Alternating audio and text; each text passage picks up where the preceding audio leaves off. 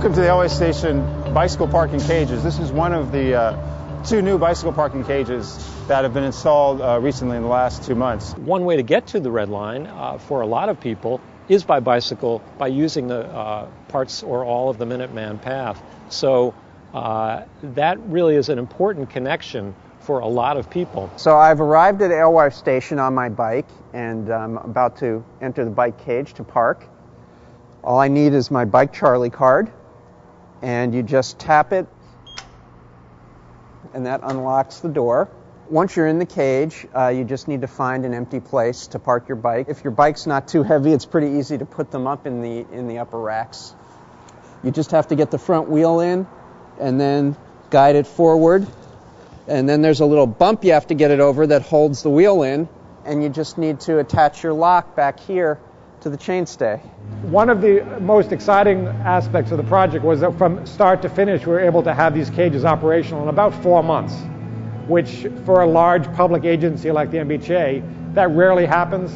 Normally it takes years. There are a couple of components to this particular facility that are maybe worth mentioning.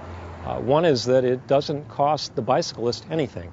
The people who want to use this facility get a card that also functions as a way to ride on the subway if you put money on the card.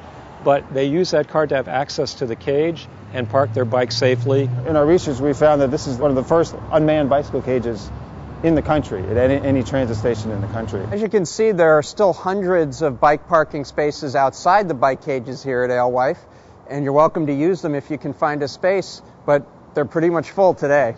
We just finished this bicycle cage in September, and I just want to point out a number of the components which I think are important for people to realize. As you can see, we have high security chain link fencing, and what's interesting about this is that it's a tight mesh fence. It's a security fence, so that it's much harder to climb the fence. It's also much harder to cut the fence. And you can see that we have a canopy up here. The canopy is really important because of the climate here, and because that it's for people who have high-end bicycles, it's important to keep the bicycle dry.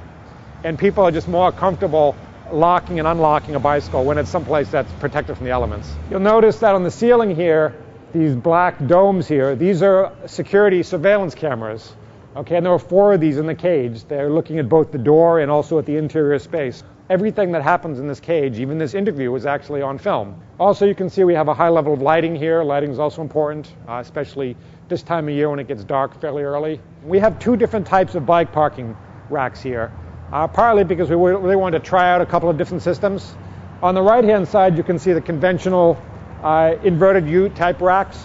On the other side of the cage, over here, we have double stack racks. A couple other important factors have to do with information for the customers, and by information I mean signage. We'll have signage on the door here reminding people that when this cage fills up, there is parking space available on the other side of the station. Well, the buzz is the people love it. People are excited.